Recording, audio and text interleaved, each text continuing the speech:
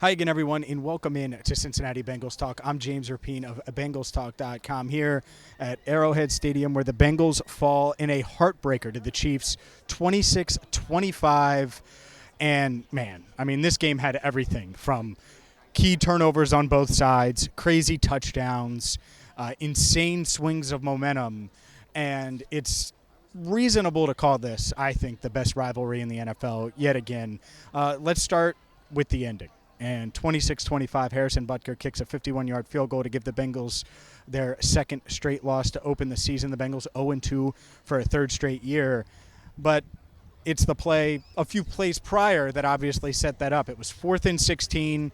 The Chiefs were on the ropes, and Patrick Mahomes rolls out. Trey Hendrickson coming off the edge. Mahomes rolls out, flips his hips, throws it to Rashee Rice.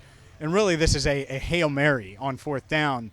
And rookie Dejon Anthony got there a little early, was straight up, bumped him. I mean, I get the call in that scenario. I think a lot of you are going to be frustrated with the call. I get the call, Zach Taylor afterward saying that calls like that are going to go against them and for them at different times. And I'm sure that there's a lot of frustration there because it's not like he completely ran through Rashee Rice. But he did get there a tad early, did touch him technically, and so that call goes against the Bengals. And that's what's crazy about this rivalry is it seems like there's always one or two plays, one or two penalties, one or two key moments that completely flip and change the outcome. And obviously that did. The moment that play happens, the Chiefs get it right here. They have a shot at the game-winning field goal, and that was it. So, I mean, that's not the only play.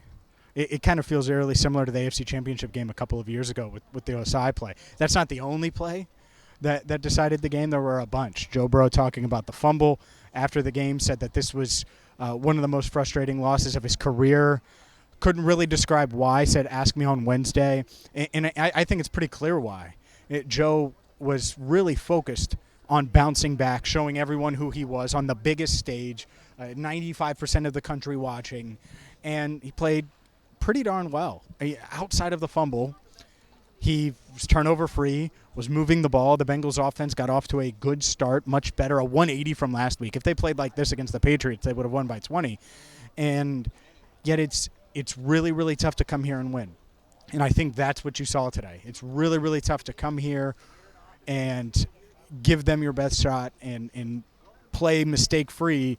And if you don't do that and you have key penalty in a key moment, and you have key fumble in a key moment, and you don't take advantage of the Cam Taylor-Britt interception, because that was a huge swing there. Cam Taylor-Britt makes the crazy interception, and it's like, oh, man, you have a chance here to build onto your lead, and instead it goes right back. The Chiefs take the lead with that fumble recovery. So it's insane, honestly, the fact that we're here again. We're talking about a one-possession game, 26-25. Let's get to Jamar Chase, where the Bengals, they were facing a 2nd and 11. Jamar Chase catches a 4-yard pass, was really, really frustrated. And we posted video of Jamar, Joe, Zach, Bengals players reacting, all right here on Cincinnati Bengals Talk. So check it all out right here on CBT. But as mad as I've ever seen him, ever. And Joe said he wasn't sure if that was the maddest he'd ever seen him. Obviously, Joe was trying to calm him down, trying to keep him away from the official, and it didn't work. And so that was a key moment as well, because the Bengals were about to face a 3rd and 7 with a chance to keep the drive alive, and instead it was 3rd and 22, and they needed to pick up yards just to get into field goal range. They did, and they took the lead.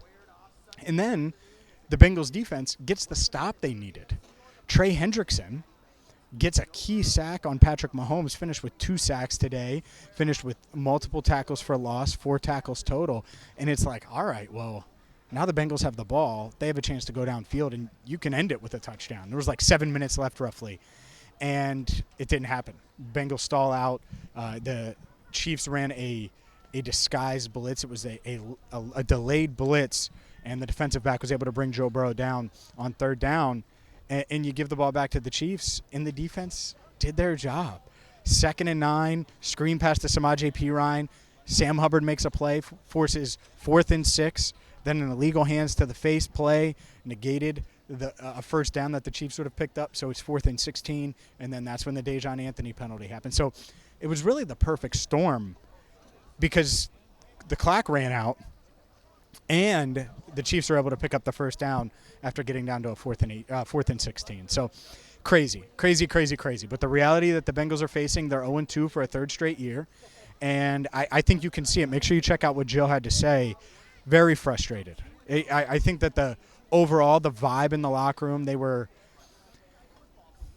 I don't even want to say pleased, but they were encouraged by how they played today versus last week, encouraged by how they fought, how they responded. Joe didn't seem that way, so we have to play better. What's the message? Play better.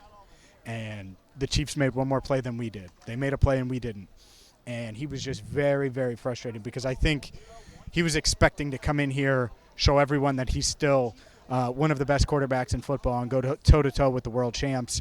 And they did, and they came up a play short. That's literally what it was, is one play short, and at the same time, there is no moral victories. And I think that's what this team is wrestling with now. Is the reality is you're 0-2. It doesn't matter. It doesn't show up in the standings that you gave the Chiefs a good game versus you played poorly against the Patriots. Both are one-possession losses in the standings. You're now 0-2 for a third straight year, and you have to dig your way out of it.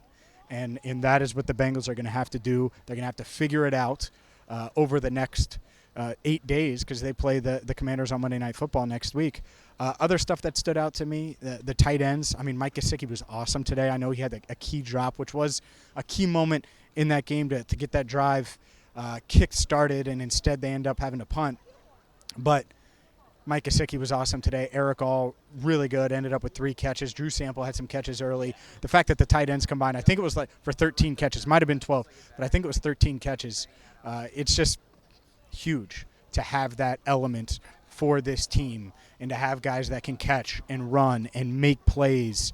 And Andrei Iosivas is just, he's earned Joe Burrow's trust in the red zone. He's earned that and had the 2 touchdowns, wore a Peter Warrick jersey in pregame to the stadium.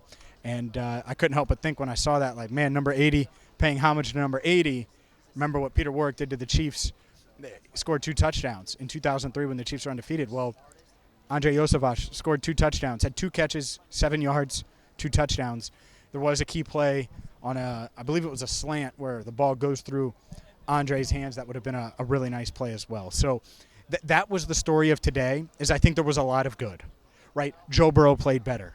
Joe Burrow found Eric All for his first NFL catch. Jermaine Burton had his first NFL catch, a 47-yarder. You have the tight ends making plays. And yet all of these guys had plays they wish they had back. Joe, obviously, the fumble, different throws, different decisions. Jamar with the penalty. Offensive line, I thought it was really good overall, but there were certainly things that they could have cleaned up. On defense, look, forcing 3 turnovers is huge. And Cam Taylor-Britt, it was a tale of 2 plays, right? You have the insane one-handed interception. You also get beat where Rashee Rice essentially puts you to sleep. You don't think the ball is going there, and then Mahomes throws it, and you're playing catch-up. So that's what happened today is the Bengals played much, much better, had much more urgency. But for all the good, there was a lot of bad. And for a lot of the bad, there was a lot of good. And like defensive line-wise, you could say, man, Isaiah Pacheco was running through them. And you suffer injuries to B.J. Hill and Sheldon Rankins, both dealing with hamstrings. We'll see on them. No update.